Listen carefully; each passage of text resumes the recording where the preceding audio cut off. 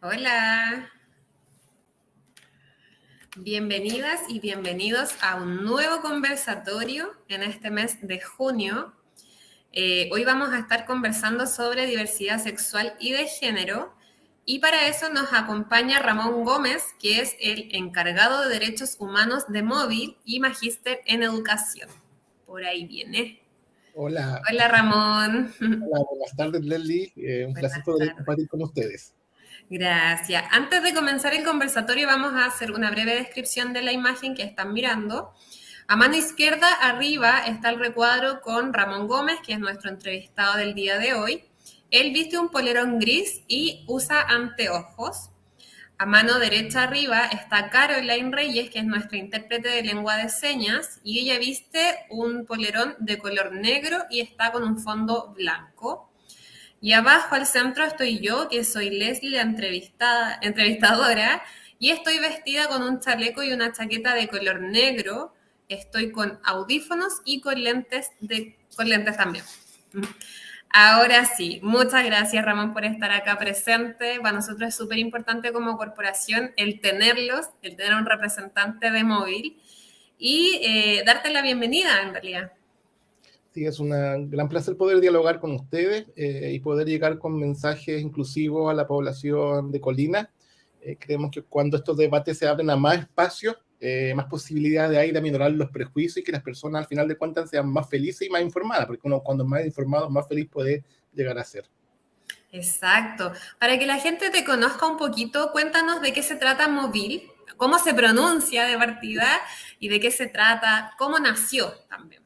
Perfecto. Bueno, móvil es una sigla que significa Movimiento de Integración y Liberación Homosexual. Es un movimiento que surge en el año 1991, en un momento donde la homofobia, la transfobia y la discriminación eran mucho más transversal y profunda de lo que hay en la actualidad. Nacimos en un contexto donde ser homosexual era un delito, de acuerdo al Estado. Valía la cárcel ser homosexual. Había pasado recién un año desde que la Organización Mundial de la Salud hubiese dejado de considerar a la homosexualidad como una enfermedad. Entonces surgimos en una estructura justamente de recuperación, cuando se estaba recuperando la democracia, pero además en un contexto sociocultural bastante adverso, es decir, donde nadie o muy pocas personas se atrevían a decir que eran LGBTIQ+, y muy pocas personas se atrevían a luchar por sus derechos. Entonces, era un contexto bastante complejo para luchar por la igualdad. Exacto. Eh, en ese sentido, porque ustedes tienen como hartas áreas hartos años y también hartas áreas de trabajo, ¿nos podrías contar un poquito cuáles son las áreas de trabajo, cómo las abordan también y cuál es la misión, por decirlo de alguna forma, de ustedes? Bueno, la misión es la promoción y defensa de los derechos humanos de la población LGBTIQ+, que significa lesbianas, gay, bisexuales, transexuales, intersexuales, queer y más, porque cada vez hay más identidades que se van agregando. También la promoción y defensa de los derechos humanos de las parejas del mismo sexo y de las familias homoparentales. Entonces son personas, familias y parejas que pertenecen a las diversidades a las cuales promovemos y defendemos sus derechos. Nuestra área de trabajo más antigua y la que no ha cesado y la que periódicamente más realizamos, tiene que ver con la asistencia legal, psicológica, legal y gratuita a personas LGBTIQ+, que sufren abusos o discriminación en razón de su orientación sexual o de su identidad de género. Una segunda área de trabajo tiene que ver con política, lo que denominamos área de políticas públicas y legislativas, que tiene que ver con el diseño y elaboración y propuesta a los organismos estatales de políticas públicas o leyes que apunten a la igualdad de derechos. Para ser práctico, por ejemplo, de las 18 leyes que existen en Chile, que protegen a la diversidad LGBTIQ+, y también de las distintas políticas públicas que hay en salud, educación y trabajo, hemos tenido la fortuna de ser gestores o colaboradores de la redacción de cada una de ellas. Entonces, ese es un área de trabajo bastante importante. La otra la denominamos área de política cultural y educacional, que tiene dos vertientes. Una es la generar espacios de reunión para las personas LGBTI con más heterosexuales en torno a la cultura. En ese sentido, hacemos cada año un festival de cine LGBTIQ+. Este año cumplimos vamos por la edición número 15, que se realiza en octubre. También realizamos un evento de música y performance por la discriminación, que se denomina Santiago Parade, que lo desarrollamos en noviembre. Y bueno, y el más clásico, que es la Marcha del Orgullo, que viene ahora el 24 de junio y que se realiza cada junio. Esos son los eventos masivos. También teníamos otro evento masivo que se llama Picnic por el Amor Diverso. Era un picnic que desarrollamos generalmente en el Parque Balmaceda de Providencia. Y ese picnic lo dejamos de hacer hace 2 años porque su principal fin era promover la aprobación del matrimonio igualitario. Una vez aprobado, ya cumplió con su objetivo. Lo hacíamos el Día del Amor, que era el 14 de febrero. Y junto a esa actividad en el ámbito cultural y educacional está lo que es más antiguo, que es el desarrollo de talleres y charlas de capacitación a establecimientos educacionales a lo largo de todo el país. Son charlas de capacitaciones que brindamos de manera gratuita a toda entidad que no tiene fin de lucro o a toda entidad educacional, aunque tenga fines de lucro, también es gratuita. La única excepción es que es educacional y por eso apelamos ahí a la gratuidad. Y eso pasa para hacer seminarios, charlas, talleres, foros, cursos, y eso es un área que en definitiva ha contribuido a ampliar el conocimiento en la academia y también entre los estudiantes.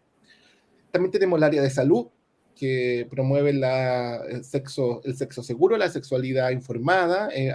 Realizamos exámenes de VIH gratuitos a la población LGBTIQ+, y también la orientación psicológica cuando algunas personas necesitan contención, cuando son VIH positivo o son resultados reactivos.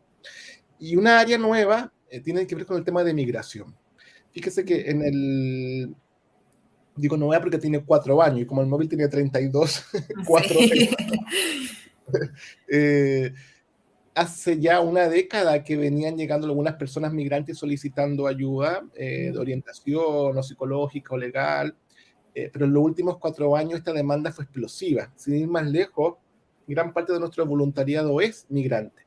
Entonces decidimos armar un área específica de área de migración, y lo que hacemos ahí es trabajamos en conjunto con distintos organismos como la OIM o el ACNUR para promover los derechos de la población migrante LGBTIQ+.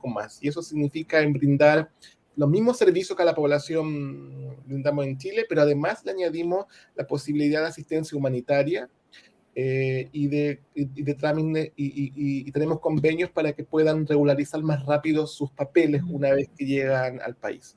Eso es un área que ha tenido bastante demanda, y yo creo que la va a seguir teniendo porque el tema de migración tiene para largo en el país. Sí, hacen muchas cosas. Yo creo que abordan como hartas áreas también, que es súper importante. Y preguntarte como, quizás algo que la gente se pregunta, ¿cómo los pueden contactar con todos estos servicios que ustedes ofrecen? Sí. Cada uno tiene distintas modalidades. Todo es a través de móvil@gmail.com. Todo es a través de ahí porque todo de ahí se deriva a la psicóloga, se deriva la gente después tiene los correos de las personas indicadas, Sí, pero todo se hace a través de ahí y es distinto. Por ejemplo, para la atención psicológica y para la atención jurídica hay que entrar a móvil.cl/CAD, que es CAD, que es Centro de Atención a la Diversidad, y ahí encuentran la manera de acceder a este servicio. Para las denuncias por discriminación en el ámbito jurídico, las personas tienen que responder varias preguntas, porque hay que despejar si estamos en presencia de un acto de discriminación o si estamos en presencia de un delito que no tiene que ver con discriminación. Sea cual sea el caso, si es un delito no motivado por discriminación el que sufre la persona, nosotros derivamos. Y si es discriminación, lo mantenemos al interior de la organización. En el caso de la atención psicológica, son menos las preguntas que hay que contestar, son solo 3, como muy fácil, nombre, root y comuna de residencia, y las personas pueden acceder a ese servicio. Y tienen que indicar si quieren la asistencia online o presencial, con la desventaja de que si es presencial, solamente podemos darle la región, o sea, la comuna de Santiago. Pero también está la posibilidad de la asistencia online. Y lo mismo en el caso de la población migrante. Ya, antes como de ahondar un poquito más en eso, porque vienen esas preguntas, creo que para la gente sería como más fácil quizás que nos pudieras como diferenciar o explicar un poquito en realidad de qué se trata la diversidad sexual y la diversidad de género. Mira, muy buena tu pregunta. Si uno analiza el nombre del móvil, nosotros, ya, como explicaba antes, tenemos Movimiento de Integración y Liberación Homosexual. ¿Qué significa eso? Que nuestro nombre es muy antiguo. De entrada, solamente habla de homosexual, porque cuando el móvil se creó, para la mayoría de las personas, incluidas para las personas de la diversidad, todos éramos homosexuales, los trans eran homosexuales, las mujeres lesbianas eran homosexuales, todos cabían dentro de esa categoría. Y con el correr del tiempo, las personas, a medida que fueron reconociendo su identidad y comentándola a sus parientes, a sus amigos, en sus espacios laborales o educacionales, surgió la necesidad de visibilizar las distintas diversidades que había. Entonces, la diversidad sexual y de género se compone de dos elementos. La diversidad sexual apunta a las orientaciones o a las conductas sexuales. Y las personas pueden tener conductas o orientaciones sexuales lésbicas entre mujeres, gay entre hombres, heterosexuales hombre-mujer, bisexuales que tienen atracción por ambos sexos, pansexuales que son personas que no tienen atracción por un sexo o un género determinado, sino que simplemente le interesa a la persona al margen de su sexo. Esa es la gran diferencia que tienen con la bisexualidad, que a las personas bisexuales les gustan hombres y les gustan mujeres, pero a pansexual da lo mismo si es hombre o mujer.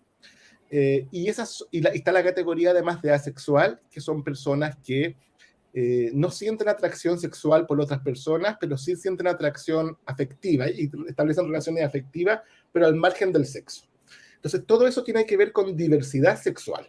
Ahora, cuando hablamos y de género, es otra cosa. La diversidad de género ya tiene que ver con las identidades de género. Y así como hay personas y se dividen, no se dividen, pero podríamos ponerlo en dos bloques.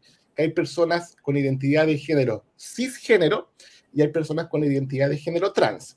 Las personas con identidad de género trans son aquellas que nacen por ejemplo, con genitales masculinos, pero su cerebro, su corazón y sus sentimientos siempre le han indicado que son mujeres, o nacen con genitales femeninos y su cerebro y su corazón les indica que son hombres. Y esas son personas trans. En cambio, las personas cisgénero son la mayoría de la población, es decir, personas que nacen con vagina y su cerebro les indica que son mujeres, o personas que nacen con pene y su cerebro les indica que son hombres. Entonces, por eso hablamos de diversidad sexual y de género, y no solamente de diversidad sexual, porque la transexualidad no es lo mismo que la homosexualidad ni la bisexualidad, es algo muy distinto. Si no añadiéramos el concepto y de género, dejaríamos afuera a la población trans. Por eso es que los denominamos así. Sí, ahí yo creo que está un poquito más claro también. Y mi pregunta es para ti, en tu experiencia personal y obviamente profesional, ¿por qué es importante hablar de estos temas? ¿Por qué es importante informar y explicar en el fondo, bueno, en este caso en un conversatorio, pero también en otras instancias, el que se hablen de los temas? Sí, cuando estos temas se censuran o se obvían o no se hablan, lo primero que aflora es el prejuicio y la ignorancia. Y el prejuicio y la ignorancia lo que acarrea son consecuencias dramáticas para las personas que sufren estos prejuicios y esta ignorancia. Y aquí es muy bueno remitirse a lo que ocurría en los años 90. Cuando no se hablaba de esto, a finales de los 80, a comienzos de los 90, ¿qué pasaba? Que la mayoría de las personas pensaba, incluso las personas LGBTIQ+, pensábamos que éramos enfermos, inmorales, delincuentes, potenciales abusadores de niños, porque la cultura había dicho que eso significaba ser LGBTIQ+. Y fue cuando se comenzó a hablar, a comentar, a dialogar, que esos mitos comenzaron a derribarse. Entonces, cuando no se habla, esos mitos se mantienen. Y en la actualidad es muy importante seguir conversándolo, porque los derechos LGBTIQ+, a diferencia de los derechos de las mujeres, o los derechos de los trabajadores, o los derechos de los pueblos autóctonos, hemos comenzado nuestras conquistas de derechos hace muy poco tiempo en términos históricos, los 90. Las mujeres vienen luchando hace muchas décadas, los pueblos autóctonos hace siglos, los trabajadores también llevan siglos. Entonces, como es tan nuevo, requiere siempre ir profundizándose, porque no sabemos qué va a pasar más adelante.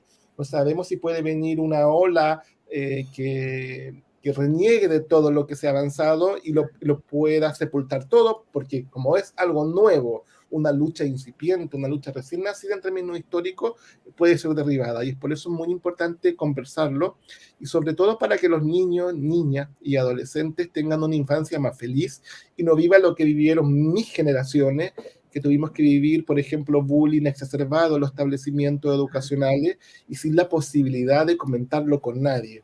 Felizmente en la actualidad los chicos y las chicas están confiando en sus familias, le están comentando que son LGBTIQ+, y cuando tienen problemas en el colegio, por ejemplo, están pidiendo el apoyo de su mamá o de su papá. Y eso es muy importante, y si no se hablara, no podrían pedir el apoyo a sus padres, y eso es lo relevante, que los niños y las niñas busquen apoyo en sus propias familias, y la única manera de que lo encuentren es que al interior de la familia se dialogue de esto. De otra manera se va a buscar orientación afuera, y afuera siempre sabemos que hay peligros, ¿no? Que no siempre la información que se entrega es la adecuada. Sí, tienes toda la razón ahí. Yo creo que el camino que se ha recorrido es harto. Hoy en día la gente quizás tiene más acceso a información, de repente, ya sea por internet o por las mismas charlas que se producen. Y eso también es un aspecto positivo y toma un poco lo que dices tú, la importancia también de tener la confianza con la familia, de hablar de los temas, porque finalmente son quienes pueden entregarte una mayor orientación o todo ser humano espera, obviamente, el apoyo de su familia. Desde ahí, tomando un poquito de lo que mencionabas tú en cuanto al bullying, ¿cierto? O en cuanto a la discriminación, ¿cuáles son las políticas o leyes que existen antidiscriminación? Sí, hay 18, pero me voy Hay varias. hay 18 leyes, pero me voy a centrar en educación. Luego podemos ver otras. En educación, por ejemplo, ya la Ley General de Educación o la ley de Inclusión Educacional incluyen claramente como categoría protegida la orientación sexual y la identidad de género, es decir, que no se puede discriminar por esos motivos. Pero además el Ministerio de Educación, a través de la Superintendencia de Educación, ha elaborado circulares, por ejemplo, en el caso de la población trans, para que la población, que orientan los establecimientos educacionales para que permitan a la población trans expresar su identidad de género sin censura. Esto quiere decir que en la actualidad un niño, una niña o un adolescente o adolescente que se declara trans tiene derecho a ir vestido de acuerdo a su ropa, a la ropa que lo identifica con un género al establecimiento educacional, a utilizar baños de acuerdo al género que lo identifica y no al que está establecido en la cédula de identidad, y a ser llamado o llamada por el nombre que lo identifica. Entonces, eso es una política muy importante que hay en materia educacional. Pero todos estos avances partieron con una primera ley, o sea, partieron con dos primeras leyes. La primera ley que hubo fue una que derogaba una que nos penalizaba, que fue en el 99. Establecía que las relaciones sexuales entre personas del mismo sexo constituían delito. Se deroga esa norma y dejamos de ser delincuentes. Y la primera gran norma que nos protege es la ley antidiscriminatoria en el año 2012, más conocida como ley Zamudio, que es la primera ley que menciona y que prohíbe la discriminación por orientación sexual e identidad de género. Y luego eso se reformó el Código Laboral, que también prohíbe la discriminación por identidad de género en los espacios laborales. Posteriormente se reformó la ley que crea el Consejo Nacional de Televisión, que prohíbe emitir mensajes homofóbicos, transfóbicos en la televisión. También se han aprobado leyes específicas que prohíben la tortura a las personas en razón de su orientación sexual e identidad de género al interior de las cárceles, que es algo muy común que afecta principalmente a la población trans privada de libertad. Y hay normas que tienen, que las últimas normas más significativas obviamente son la ley de matrimonio, la ley de identidad de género, la ley de identidad de género que permite a las personas trans cambiar su nombre y sexo legal con un trámite fácil en el registro civil y sin necesidad de tener abogado para los mayores de 18 años, y para quienes tienen entre 14 y 18 años se hace a través de familia, a través de los tribunales de familia, pero tampoco sin la necesidad de contar con un abogado, también es un trámite fácil. Y la ley de unión civil que reconoce el derecho de las parejas a unirse, la ley de matrimonio igualitario que permite también la adopción homoparental. Y en lo último tiempo, en el último año, digo en el 2022 ya, se aprobaron dos importantes normas. Una, la que declara el 16 de noviembre como el Día Nacional de la Diversidad, y es muy significativo porque se invita a las personas a festejar o a conmemorar esta fecha en igualdad de condiciones, al margen de su orientación sexual o su identidad de género. Y se aprobó la ley se derogó una norma que establecía distintas edades de consentimiento sexual. Hasta el año pasado, y esto a mucha gente se sorprende, pero hasta el año pasado los homosexuales teníamos una edad de consentimiento sexual distinta a las de los heterosexuales. Nuestra edad de consentimiento era a los 18 y la de los heterosexuales a los 14. Y lo que se hizo el año pasado fue igualarla, es decir, ya no hay distintas edades según la orientación o la identidad de género de las personas. Entonces, son muchas normas a las cuales las personas pueden recurrir. La ley del consumidor, por ejemplo, también protege explícitamente la no discriminación por orientación sexual e identidad de género. Entonces, hay muchas normas a las cuales felizmente en la actualidad las personas pueden echar mano cuando ven violentados sus derechos de consumidor, en el trabajo, en la escuela, en la familia. Entonces hay un amplio espectro al cual que permite la protección. Sí, y a raíz de eso te quería consultar como algo que creo que es súper importante y de repente la gente no tiene como la información quizás a mano o las orientaciones como adecuadas. Cuando tú eres sujeto, en el fondo estás sufriendo discriminación por tu orientación sexual o por tu identidad de género. ¿Qué es lo que tienes que hacer? Quizás mi pregunta suena como muy simple o muy compleja, pero de repente la gente no sabe qué hacer. Cuando alguien comenta que lo es o cuando sufre la discriminación. Cuando está sufriendo discriminación, sí. En este caso, y la otra pregunta sería cuando uno es testigo, por ejemplo, de que a la otra persona le están haciendo, o lo están discriminando en realidad por su orientación sexual o por su identidad de género. Sí. Cuando una persona ve vulnerado algún derecho exclusivamente, primero hay que saber lo que es la discriminación. Fíjate que, y esto nos pasa mucho con la población LGBT que nos solicita orientación. Por ejemplo, si pasa una persona gay o lesbiana en la calle o trans y lo asaltan, bueno, no porque sea gay o lesbiana, eso es discriminación. Claro. No, eso no es discriminación. Será discriminación si el asalto incluyó palabras homófobas, lesbofóbicas o transfóbicas que denigraran a esa persona. O si, por ejemplo, pasa mucho en los establecimientos educacionales. Y también se confunde mucho la discriminación. Las chicas, adolescentes, por ejemplo, a veces nos dicen, en el colegio nos están discriminando porque no dejan que yo con mi pareja me dé beso en el patio. Y nosotros le preguntamos, pero bueno, ¿eso se lo permiten a niñas y niños? No. Bueno, si no se lo permiten a niños y niños, no es discriminación porque no se lo permiten a nadie. Entonces, ahí hay que ver cuándo es. Y cuándo lo es, y cuando las personas ya tienen conciencia y pueden entender lo que es la discriminación, hay que pedir indudablemente ayuda. Y nosotros recomendamos seguir primero siempre los conductos regulares. Los conductos regulares, por ejemplo, son que si yo sufro discriminación en el colegio, primero hablo con mi profesora jefe, o si fue mi profesora jefe el que me discriminó, bueno, hable con la directora o el director, y siempre en lo posible, porque no siempre es posible, en alianza con mi propia familia. Mi familia siempre tiene que estar al tanto de los abusos que yo estoy sufriendo. Ayer tuvimos un caso de una denuncia que hicimos de un niño de 9 años que venía sufriendo bullying desde que tenía 7. Y no porque sea gay, es porque los chicos pensaban que era gay. Porque a los 7, 9 años, mucha gente todavía no descubre siquiera si es gay o lesbiana. Entonces, alguna gente sí, pero otras no. Este no era el caso. El chico no avanza todavía a ese estadio de poder entenderlo. Pero sus compañeros lo veían así y abusaban de él. ¿Y qué significaba esto? Que tuvo un niño de 7 a 9 años sufriendo solo, sin controlar a la familia, no es lo mismo que ya entra a controlar a la familia. Y cuando se agotan todos los conductos regulares, nosotros nos animamos a denunciar. Cuando no se resuelve ahí y se puede denunciar, existen organizaciones como la nuestra, las personas donde pueden denunciar para encontrar ayuda psicológica y jurídica, o existen también los propios canales que tiene el Estado, porque el Estado está la Superintendencia de Educación, está la Dirección del Trabajo para cosas laborales. Entonces, lo importante es denunciar.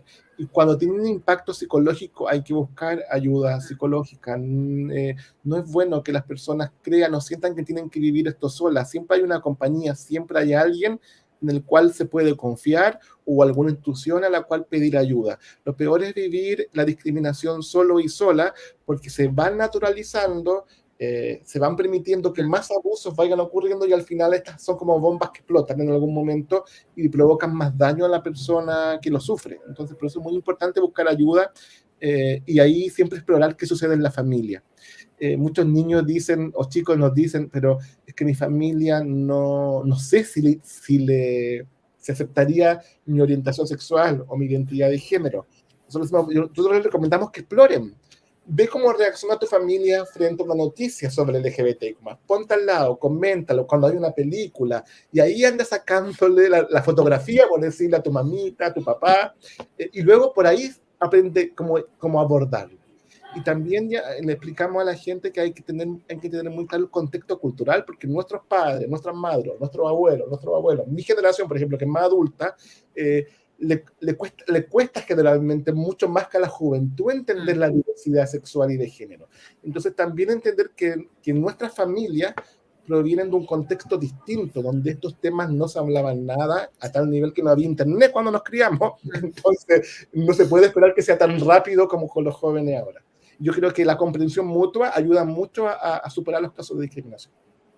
Y ahí, por ejemplo, porque tú nos hablabas como de algunos consejos, ¿qué recomendaciones o qué consejos le darían, desde tu experiencia, obviamente, a las familias? Porque muchos no saben, como tú hablas de las generaciones, ni cómo abordar el tema, ni qué hacer cuando te cuentan, y quedan como en blanco o se van al otro extremo que es como, no, pero ¿cómo? Y tú, y como la negación. Sí, yo creo que lo primero que las familias tienen que aprender cuando llega un niño, una niña, un recién nacido o una recién nacida al hogar, desde ahí, no presuponer nada. Porque cuando un niño o una niña nace, automáticamente la educación que hemos recibido nos hace pensar que ese niño va a ser hetero, no es que lo racionalicemos, sino que lo damos por hecho, ¿no? Y que jamás, por supuesto, va a ser trans. Entonces, la primera cosa es no presuponer nunca la orientación o la identidad de género de nadie, no dar por sentado nada porque nunca se sabe.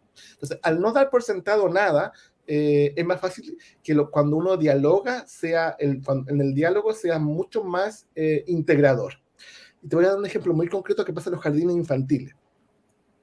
Nosotros siempre decimos a las tías y a los tíos, a los parvularios o parvularios, les decimos no presuponga nunca nada, porque puede llevar a errores. Por ejemplo, cuando te dicen para el Día de la Madre, te dicen dibuje en 10 minutos un regalo para su mamá.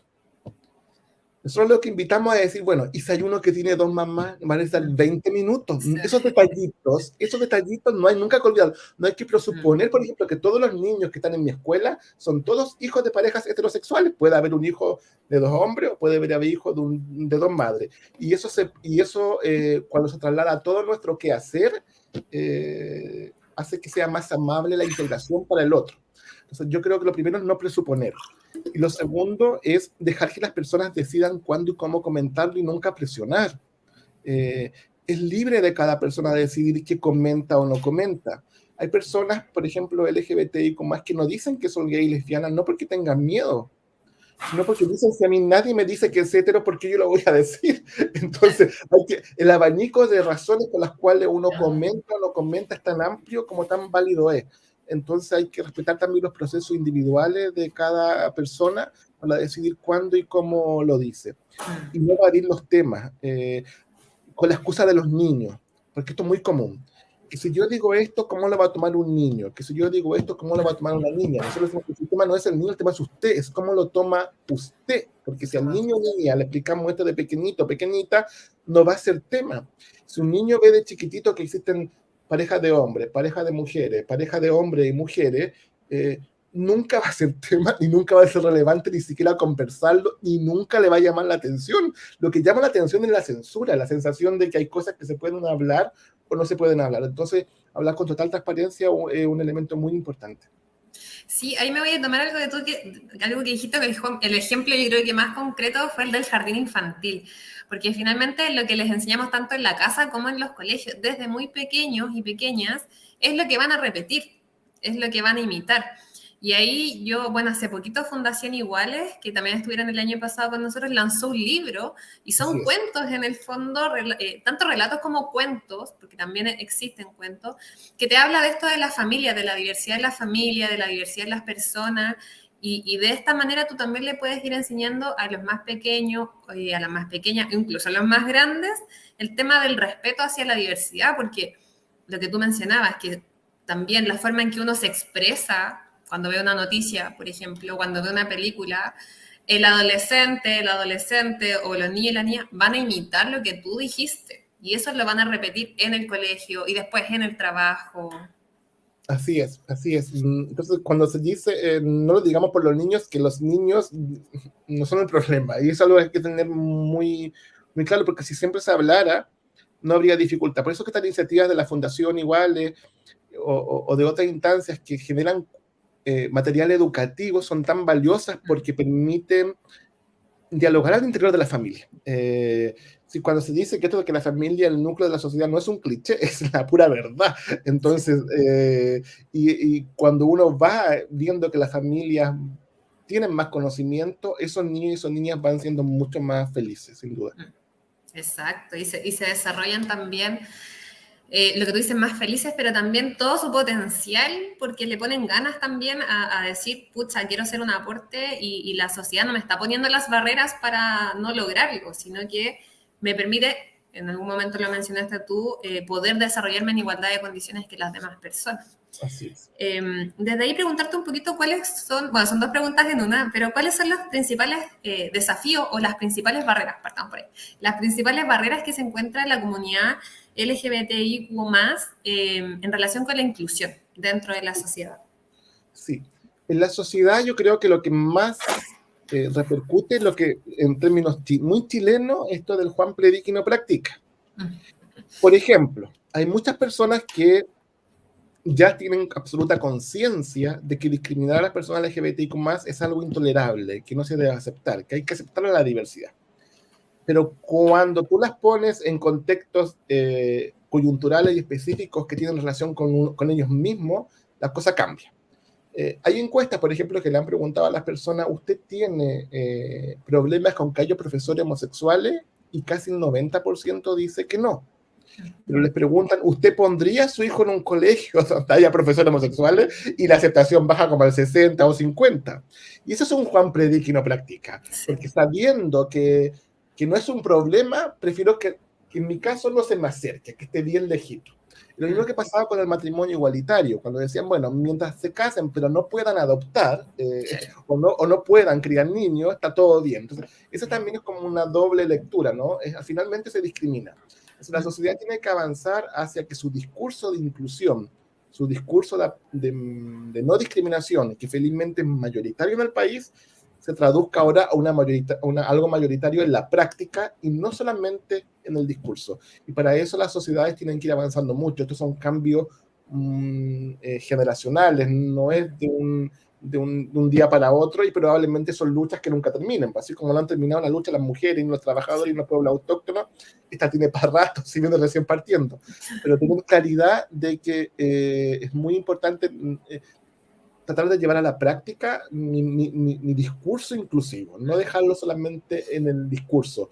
Y un elemento relevante también es siempre ponerse en los zapatos no del otro, ¿no? En el trato.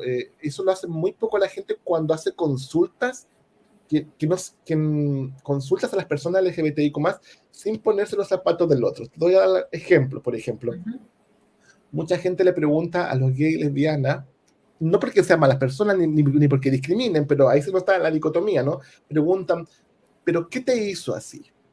O ¿desde cuándo eres así? Y cuando nosotros decimos ponerse en empatía, significa preguntárselo usted mismo, ¿desde cuándo yo soy hétero?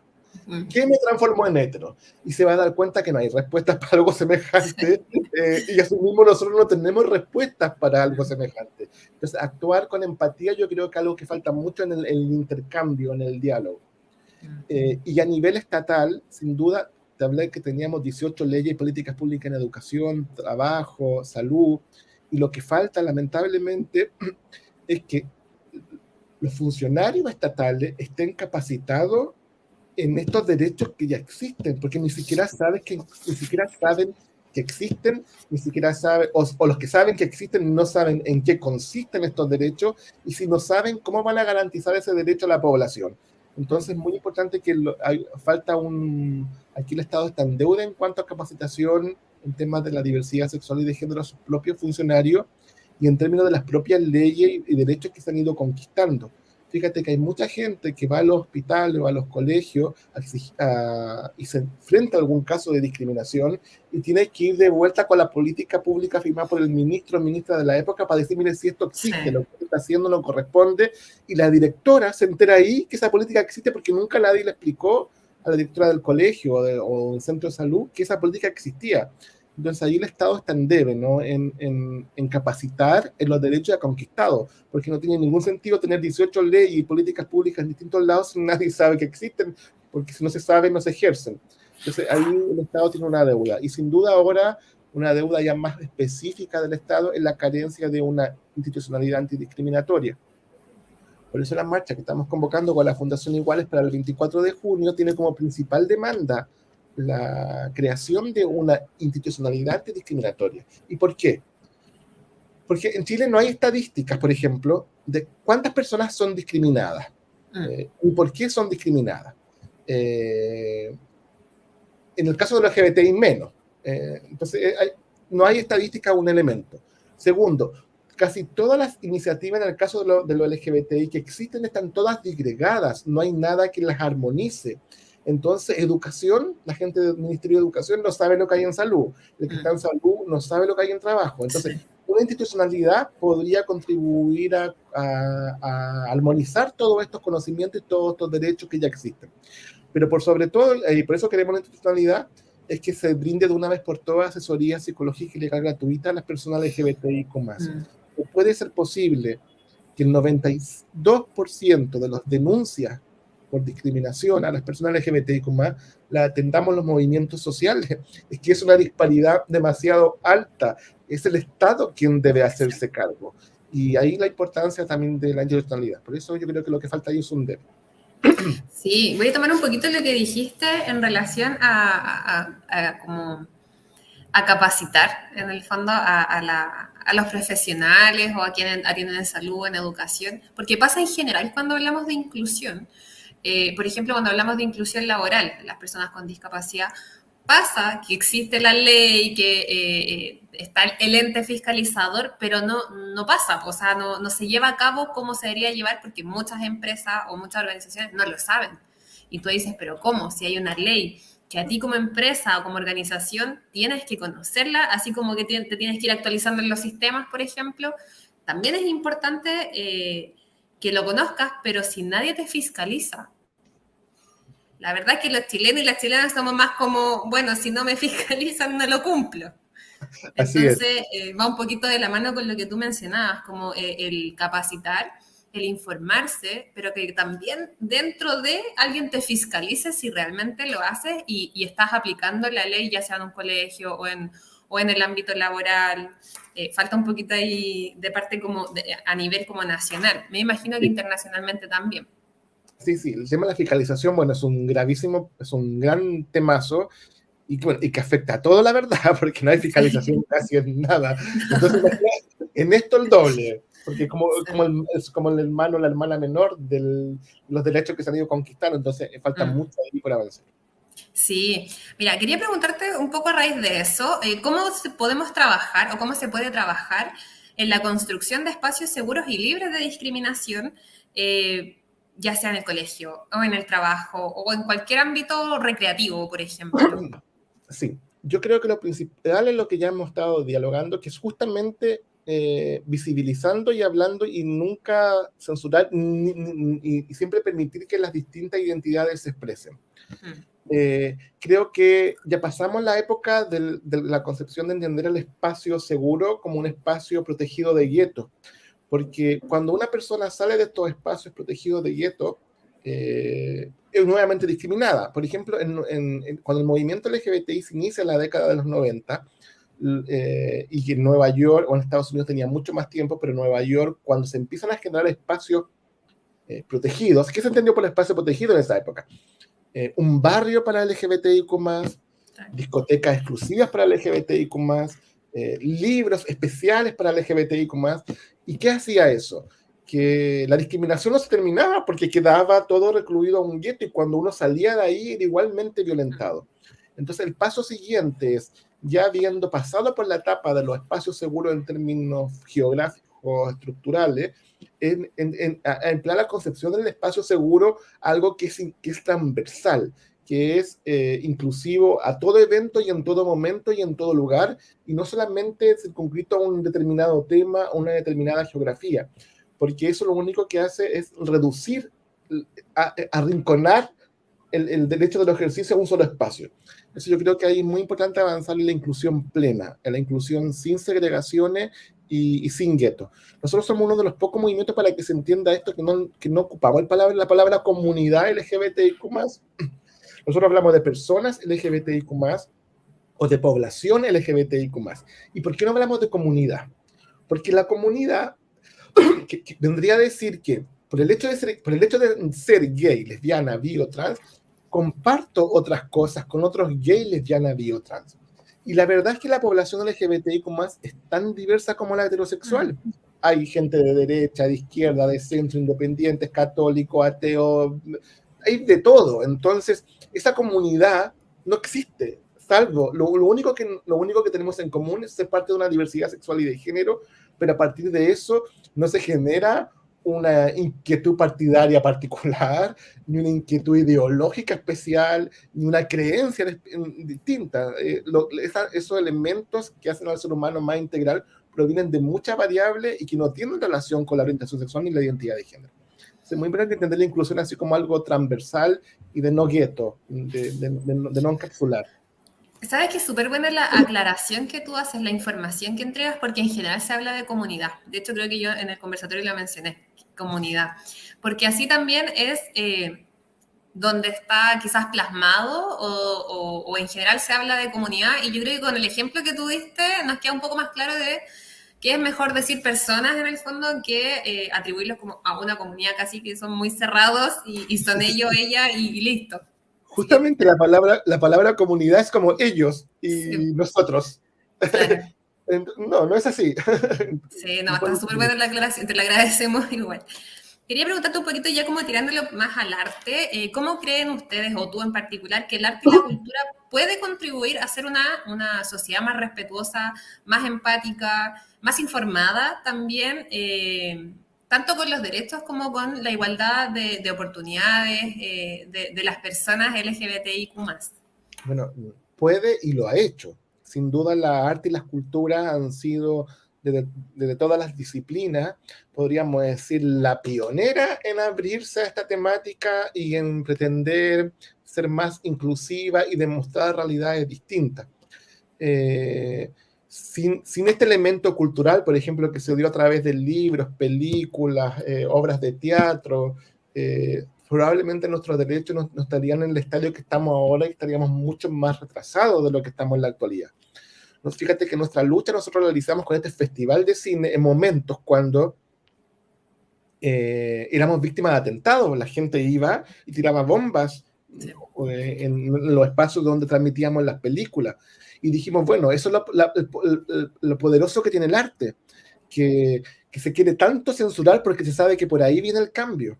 Entonces, cuando un director o director de una cinta o un autor de un libro, de una pintura, lleva esa temática a sus obras, lo que hace es ampliar la visión sobre los derechos LGBTIQ+, y ampliar la visión en el propio receptor de ese mensaje que probablemente inicialmente pensara, bueno, era mi escritor preferido, pero jamás debió haberse referido a este tema, o era mi pintora preferida y nunca debió haber pintado sobre esto. Pero cuando se hace, rompe con la censura, rompe con la imposición de una sola forma de ver la vida. Entonces, el arte ha sido como indudablemente muy, muy aliado de todas las luchas, ¿eh? De la lucha de las personas de raza negra, de la lucha de los pueblos autóctonos, han jugado un rol protagónico y lo va a seguir haciendo. Es una ventana de visibilidad y muy transversal, porque todos consumimos arte de alguna u otra manera, todos vemos arte, de algún lado nos llega el arte, y cuando el arte es más diverso, más favorable es a construir sociedades más justas. Sí, mira, preguntarte un poco, quizás esto para los artistas o los creadores que tú hablabas un poco, ¿Qué recomendaciones le darías a los artistas o creadores o quienes vayan a trabajar con la temática de diversidad sexual y de género? Voy a poner quizás un ejemplo. Nosotros acá en la corporación tenemos un taller de teatro. Ellos están haciendo una obra sobre autismo y de la mano con una agrupación que tiene familiares y que son personas con autismo, le están entregando también estas recomendaciones, primero sensibilizándolos, informando también sobre qué es autismo, más allá de lo que vean o de lo que promuevan los medios de comunicación, sino realmente vivirlo en primera persona o como familiar. Y hemos visto como que el efecto, no el efecto, sino la reflexión que pueden hacer, en este caso los actores y actrices, tiene otra connotación, es mucho más significativo. Por eso te lo preguntaba, ¿qué recomendaciones en el fondo le darías tú a quienes vayan a crear algo relacionado con la diversidad sexual y con la diversidad de género? Sí, lo que pasa es que estamos en un momento muy especial en la actualidad en el país. Yo creo que si esa pregunta me lo hubiese surgido hace 10 años, habrían todas estas recomendaciones. En la actualidad, yo creo que no hay muchas. La verdad es que las obras y los artistas, si hay algo que tenemos que consensuar, ¿no? Es que son libres de transmitir sus obras como estimen. Yo creo que el único tope es la dignidad humana, ¿no? Y en el caso de los LGBTI, con más las barreras que habían antes, que antes los artistas reflejaban esta realidad con mucha caricatura, y la caricatura irreal, ¿no? Porque todo puede tener algo de cierto. Y eso ya fue superada, esta idea de todo caricaturizarlo. Quizás yo creo que la única recomendación es tener atención en la precisión del lenguaje. Porque el lenguaje es tremendamente significativo y si yo digo, por ejemplo, si no estoy a tono con los cambios lingüísticos, puedo cometer errores. Por ejemplo, durante mucho tiempo se trataba a las personas trans como personas como trastornadas, con disforia de género. Entonces, utilizar términos antiguos, peyorativos, que denigran es algo que debe ser erradicado, yo creo, de toda iniciativa, especialmente si es cultural o artística, a menos que tenga un uso ejemplificador o denunciante, porque también se pueden usar estas palabras como una especie de denuncia. Pero yo creo que en la actualidad son pocas las recomendaciones, es tratarlo con la mayor naturalidad posible, y a diferencia de antes, y alejado del activismo, porque fíjate que en las primeras películas LGBT que hicieron en Chile, los directores y los productores iban a la ciudad a preguntarnos sobre esto, sobre lo otro, de cómo decirlo, de cómo hacerlo, y nosotros dábamos consejos de cómo podría ser, y luego ya, cuando las sociedades van cambiando, dijimos, bueno, ya no tiene sentido que sigamos como orientando, diciendo a los artistas cómo tienen que hacer su obra, siempre y cuando no incurran, yo digo, en dificultades conceptuales, que llamen a los prejuicios, o que generen dudas, o que alimenten los prejuicios. Por ejemplo, de que el gay más promiscuo que todas las personas, o que las lesbianas, por ejemplo, no, claro que pasa incluso la medicina, que creen que las lesbianas no se pueden contraer la enfermedad de transmisión sexual, entonces no la atienden de manera correcta. Entonces yo creo que es muy, muy, muy importante tratar de transmitir sin prejuicio, a menos que se quiera denunciar el prejuicio, a menos que se quiera visibilizar el prejuicio como algo negativo. Sí, no, ahí se entiende un poquito a través del ejemplo también. Preguntarte, ¿qué proyectos artísticos culturales, o culturales, perdón, crees tú, en tu experiencia, en tus años, que han tenido un impacto significativo en la promoción en el fondo, en la promoción del respeto hacia las personas LGBTIQ+? Hay de lo más variado. Yo creo que inicialmente, sin duda, la Yegua del Apocalipsis, que era un dúo que llamaba Pedro Lemebel y Francisco Casas, dos escritores, jugó un rol muy significativo en la década de los 80 para hablar sobre la temática, para debatir sobre la temática, su obra. Después Pedro Lemebel solo también mucho lo hizo. Y yo creo que cualquier obra de Pedro Lemebel es una obra que te remece, que te hace ver la realidad. Pero también el arte masivo ha jugado un rol muy significativo. Y ahí yo no me puedo sino pensar en una serie muy antigua que se llama Machos, de Canal 13, que jugó un rol tremendamente significativo. ¿En qué? En y mostrar a las personas gays como común y corriente, que es lo que nos había hecho, ¿no? Sí. Como un ser humano que anda y que respira igual que el resto.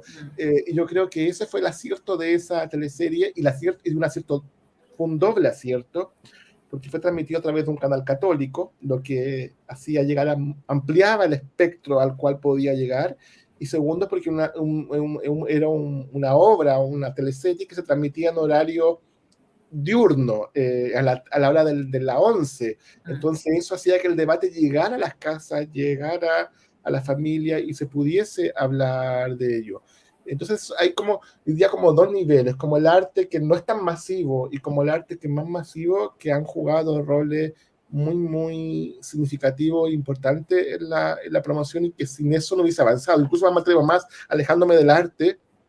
Fíjate que la farándula también jugó un rol muy importante cuando empezó a hablar de esto, porque llega al, a otro público o a más público, si se quiere, pero cada uno como uno quiera verlo. Sí. Pero cuando los protagonistas de las farándulas, los animadores de farándula, conductores de farándula, comenzaron a decir: yo soy gay, yo soy lesbiana, yo soy bi, sin duda eso tuvo un impacto en la familia, en la gente que los veía, en la manera como los percibía. Entonces yo creo que ahí toda visibilidad pública ayuda, sin duda. Sí, sí, yo creo que con esos ejemplos que viste también, porque yo creo que la mayoría de la gente vio esa teleserie, entonces también en su momento la reflexión era una y quizás hoy en día es otra también. Así es. Ha evolucionado el pensamiento, ha evolucionado el lenguaje y la idea es que obviamente siga evolucionando de manera que se respeten los derechos de todas las personas, se apunta un poco a eso. Como para ir cerrando, nos quedan muchas preguntas, pero para respetar tus tiempos también, quería consultar sobre la marcha. Mencionaste una marcha por ahí. ¿Nos puedes contar un poquito más de qué se trata? ¿Cuál es la finalidad? ¿Cuándo es? Bueno, esta es la marcha número 23, consecutiva, porque antes hubo otras. Si nos contáramos todas, yo creo que llegamos a la 26 por ahí, pero consecutiva, porque las primeras que se hicieron era una, luego le hicimos cada 2 años después, luego cada 3 años, eran otros momentos. Y en un momento empezamos, hace 23 años que empezamos a convocar de manera continua, sin que se fuese ningún año, salvo de la pandemia, que hicimos igual una virtual. Bueno, la del 24 de junio lo hacemos en conjunto con una convocatoria conjunta con la Fundación Iguales, ya llevamos convocando con la Fundación Iguales creo que 5 o 6 años de manera conjunta a la manifestación, una manifestación que parte a las 2 de la tarde en Plaza Italia, y que transita por la Alameda y que llega hasta Plaza Los Héroes. Todos los años las marchas tienen una demanda específica. Antes fue el matrimonio igualitario, la ley de identidad de género, la ley de unión civil, y en esta oportunidad la demanda central es que la reforma a la ley Zamudio, o la reforma a la ley antidiscriminatoria, para que sea mucho más robusta y efectivamente sirva a las personas para protegerse, y la segunda demanda es la creación de una institucionalidad antidiscriminatoria.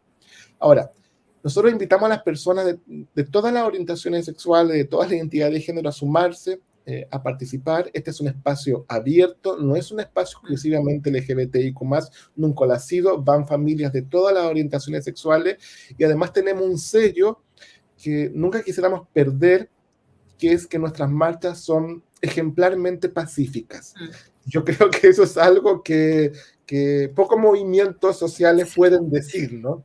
Y siempre tocamos madera porque nunca sabemos. Que siga así. Claro que sí, así. Pero son espacios muy pacíficos, muy familiares. Ni una hoja es arrancada de un árbol. La gente al final del momento, al final, cuando se acaban estos eventos, suele recoger sus basuras, las cosas que trasladó, que llevó, se las lleva para su casa, las bota en lugares que corresponden. Tratamos de promover un respeto muy importante para el medio ambiente. Así que siempre le decimos a nuestras personas que vayan, participen con su familia, y que si va a llevar basura, que lleve su propia bolsa y se la lleve a su casa. Es algo que siempre animamos a las personas a hacer, para hacer un ejemplo no solamente en cuanto a lo pacífico, sino también en cuanto de respeto al entorno, en cuanto de respeto a la naturaleza, respeto a la región metropolitana en la cual vivimos, y a una zona tan céntrica como la Alameda, que todos quisieran andar por ahí libre, seguro, y la seguridad está muy dada por la estética de las ciudades, ¿no? Y eso es algo que tratamos mucho de fomentar en cada uno de de estas manifestaciones. Bueno, estas marchas, para terminar, para que la gente lo sepa, surgen en el año 69 en Nueva York, se llama del orgullo, porque ahí surgen las primeras manifestaciones de rebelión contra la represión policial que había contra la población LGBTIQ+, y luego esto se traslada de Nueva York a distintas partes del mundo y se instaura el 28 de junio como el Día del Orgullo. Nosotros siempre hacemos la marcha el sábado previo, a menos que el 28 caiga un sábado, porque ahí lo haríamos un 28. Y siempre es el sábado previo y recuerda también a esas personas, ¿no? A las primeras que dieron de la batalla. Y además coincide este 28 de junio porque el móvil surge un 28 de junio, justamente en homenaje al 28 de junio mundial, ¿no? Surge oficialmente un 28 de junio y este año ya cumplimos 32 años de lucha, el 28 de junio. Súper, así que la gente está invitada a participar, más lo que tú dices, que además son pacíficas, invitan en el fondo a apoyar también. Yo creo que, como tú decías, es una marcha abierta para todas las personas y es una forma de apoyar los derechos, a vivir en un mundo libre de discriminación, en un mundo donde se respete la diversidad, que es algo, como tú decías, falta, se han avanzado muchas cosas quizás, pero falta y esta marcha quizás visibiliza también de alguna u otra forma que es importante hacerlo. Para cerrar, te quería dar la palabra a ti, de que les puedas decir algo, lo que quieras, a las personas que nos van a ver después, porque está un conversatorio grabado, pero que nos van a ver después y también que nos van a escuchar. Sí, yo creo que el principal mensaje es a las personas de Colina es que sepan que hay una oficina de inclusión en Colina, a la cual pueden recurrir en caso de requerir orientación y ayuda. Mucha gente, los espacios como Colina, donde se ha hablado poco de la temática a nivel general, cree que no hay nada, pero siempre hay algo. Y este es un espacio al cual pueden recurrir a la oficina de Colina, que está Leslie justamente, que conduce esto. Yo creo que es muy importante reconocer y visibilizar estas instancias, porque son únicas y se deben proteger, se deben cuidar y se deben usar, porque si no se usan no tiene sentido. Entonces la gente tiene que saber que existen y a las cuales se puede recurrir y a no tener miedo. Yo sé que en zonas rurales es mucho más difícil que en zona urbana. Y todas las estudios y encuestas lo indican, que la apertura a nivel rural siempre va atrás en términos de la urbana, a lo menos en este tema y en otros temas. Entonces, si el entorno que lo rodea es muy complejo, bueno, vaya a la oficina, o si no, pejes un pica Santiago a nuestra oficina, si le tiene mucho temor, y busque ayuda. Busque orientación, porque siempre va a haber alguien que le pueda dar una mano. Ese sería mi mensaje. Sí, bonito mensaje también, importante hablar del miedo, claro, obviamente. Y hablar de las plataformas también, ya sean redes sociales que ustedes están y también en la página web de ustedes, porque de esa manera también pueden revisar qué es lo que hacen, quizás si les quedó alguna duda, y tomar el contacto para perder un poquito ese miedo y también para ya sea informarse o para ver si pueden denunciar o para buscar apoyo psicológico si lo requieren. Así que por ahí va a aparecer la página de ustedes en cualquier momento. Si no, si la puedes repetir para que la gente sepa. www.móvil.cl. Móvil tiene una H al final. Es como un móvil de teléfono, pero no es un móvil y una H al final.cl. Sí, y cualquier cosa, si no, igual nos pueden escribir a nosotros a la corporación por interno y ahí también les podemos dar las redes sociales, los contactos de ser necesario. Ramón, quería agradecerte eternamente, la verdad estamos muy contentos, como te comenté al principio, fuera de cámara, queríamos hace tiempo tener una entrevista con ustedes, hacen muchas cosas y es una de las cosas que queríamos mostrarle a las personas, que hay apoyo, que hay instituciones, hay organizaciones, donde pueden también pedir más orientaciones, invitar obviamente a los colegios que se pueda hablar de esto, a las municipalidades, a nivel nacional estoy hablando, de que se hable, de que se pueda hablar, porque de esa forma también vamos a construir una sociedad más justa, más inclusiva, más respetuosa y más empática. Así que gracias a ti, al equipo de Móvil también, y a Caroline que está ahí facilitando que este conversatorio sea más accesible para llegar a todas las personas. Hasta luego. Chao Caroline, chao Leslie. Chao, muchas gracias. Chao.